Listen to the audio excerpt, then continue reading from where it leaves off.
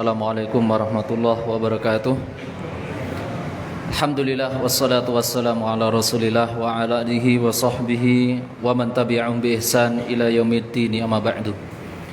Ahibati fillah, azani Allah wa yakum jami'an, bapak-bapak dan ibu-ibu, jamaah salat Isya dan salat tarawih insyaallah Masjid Asyuhada Dombilan Sukoharjo, yang mudah-mudahan mendapatkan keberkahan dari Allah Subhanahu wa taala. Alhamdulillah, kita bersyukur atas segala nikmat yang Allah Subhanahu wa taala berikan kepada kita. Mudah-mudahan nikmat yang Allah Subhanahu wa taala berikan kepada kita mampu mempergunakannya di atas jalan ibadah. Para jamaah, a'azani Allah wa ikum jami'an. Kita mengetahui yang namanya nikmat Allah Subhanahu wa taala, dan kita pun mengharapkan akan nikmat tersebut. Bahkan kita tidak mau apabila nikmat yang Allah Subhanahu wa taala berikan kepada kita dicabut oleh Allah Subhanahu wa taala. Maka dari itu, syar'i atau tuntunan agama mengajarkan kepada kita bagaimana agar nikmat itu bertambah, bagaimana agar nikmat itu konsisten, dan bagaimana juga agar nikmat yang Allah Subhanahu wa taala berikan kepada kita itu tidak dicabut dan diganti dengan perkara yang lebih buruk. Dan ini sepakat, setiap kita pasti menginginkannya. Permisalan Pak, permisalan, kita bisa berkumpul di sini, sholat jamaah bareng, tarawih bareng, buka bersama bareng, berkumpul bermajelis ilmu bareng. Ini adalah sebuah kenikmatan yang tiada tara, kenikmatan yang besar.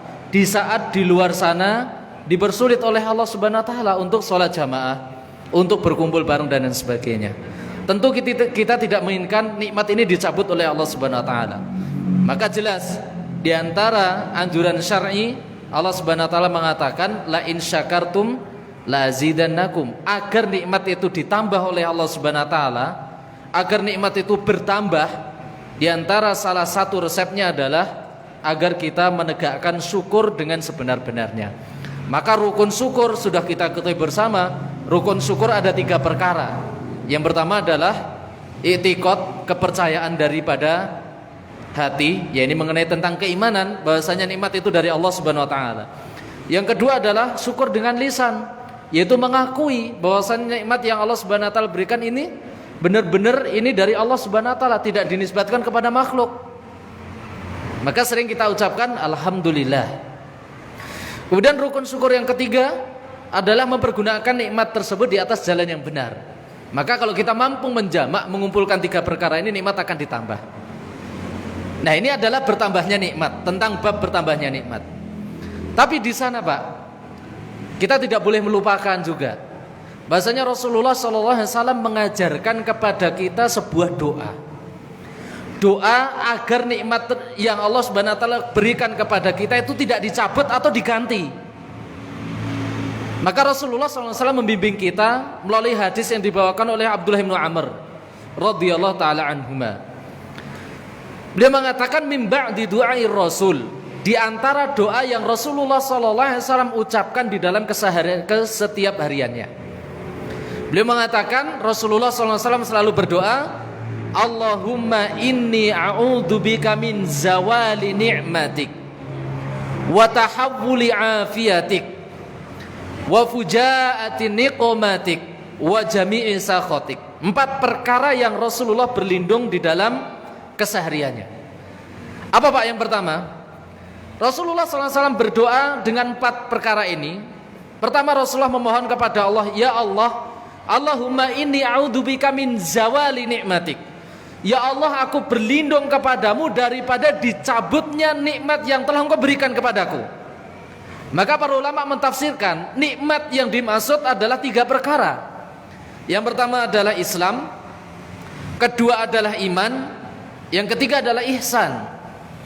Maka alangkah celakanya dan alangkah ngerinya seorang hamba yang tadinya menikmati indahnya Islam, menikmati yang namanya nikmatnya iman, dia selalu berbuat baik, amal kesolehan yaitu amalan ihsan, tiba-tiba dicabut oleh Allah Subhanahu wa taala. Nah, dicabutnya nikmat ini Pak, ini juga mengancam kita semua. Terbukti kita sering mengatakan masih yakin besok kita Islam, belum tentu. Setiap kita bisa terancam dengan dicabutnya keislaman kita besok pagi, bisa, bahkan nanti malam bisa, bahkan besok atau lusa mungkin bisa. Allah Maha mampu mencabut keislaman kita. Alangkah ngerinya kalau keislaman kita dicabut. Allah Subhanahu wa taala mengatakan, "Wa may yabtaghi ghairal islami dinan falyaqbala minhu wa fil akhirati minal khasirin." Siapa yang mencari agama selain Islam, maka di akhirat termasuk orang-orang yang merugi. Maka kalau Islam ini dicabut oleh Allah Subhanahu wa taala, sebuah kerugian besar. Kita sudah Islam, kita selalu beramal soleh, dan kita menikmati indahnya iman. Iman kepada Allah, iman kepada Rasul, iman kepada kitab, iman kepada yaumil akhir, qada dan qadar. Kita menikmatinya dan kita mempercayainya. Tapi Pak, ada sebagian orang Islam yang dicabut keimanannya tersebut. Juga ada. Islam sih Islam, tapi menikmati indahnya Islam, menegakkan konsekuensi iman, tapi dicabut rasa kenikmatan keimanannya. Juga tidak nikmat juga. Dia Islam, dia iman, tapi ihsan untuk beramal soleh, semangat beramal soleh dicabut oleh Allah Subhanahu wa taala. Juga termasuk orang-orang yang tidak mendapatkan nikmatnya ihsan. Nah, ini yang perkara yang pertama. Kemudian perkara yang kedua yang diminta oleh Rasulullah SAW, Allahumma inni a'udzubika min zawali nikmatik. Yang kedua, wa tahawuli afiatik. Tahawuli afiatik adalah maknanya berubahnya kesehatanku. Pak, kita mungkin sepakat, kita mungkin yakin bahwasanya tidak mungkin sekarang sehat, besok masih sehat. Belum tentu. Allah Subhanahu wa taala mudah mencabut kesehatan kita 1 menit lagi, 2 menit lagi, atau besok atau lusa. Allah Maha mampu. Dan setiap tabi'i, setiap insan tidak menginginkannya yang tadinya sehat, nikmat beribadah, tiba-tiba kesehatannya dicabut. Waliyadzubillah. Semua tidak menginginkannya. Maka untuk memproteksi akan terjadinya itu, Rasulullah SAW menganjurkan doa kepada kita, wa tahawuli afiatik.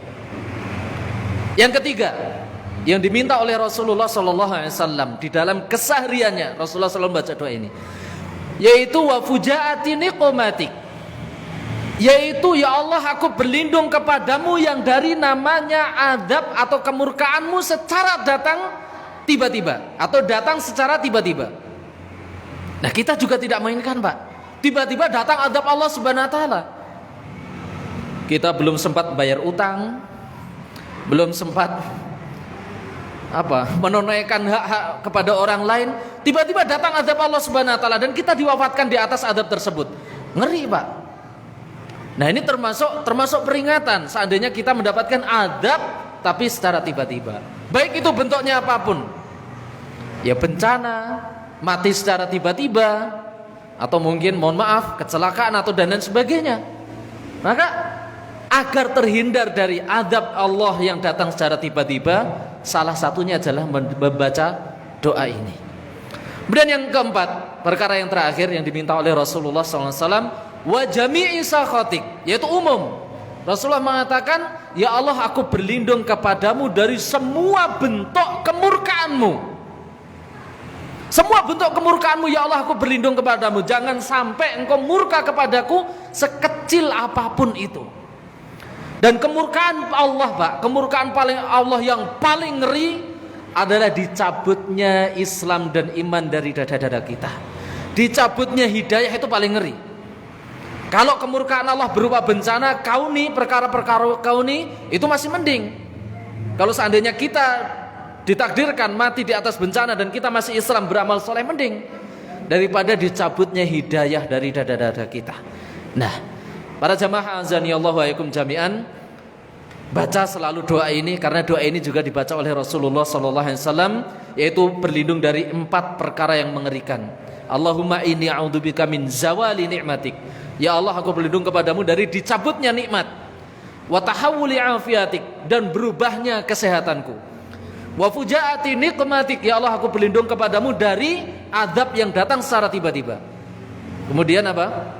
Wa jami'i sakhatik, ya Allah, aku berlindung kepadamu dari segala bentuk apapun kemurkaanmu kepadaku. Wallahu ta'ala alam bisawab. Selayaknya kita membaca doa ini agar terhindar dari segala bentuk kemurkaan Allah Subhanahu wa ta'ala. Subhanakallahumma rabbana wa bihamdika asyhadu an la ilaha illa anta astaghfiruka wa atubu ilaik. Assalamualaikum warahmatullahi wabarakatuh.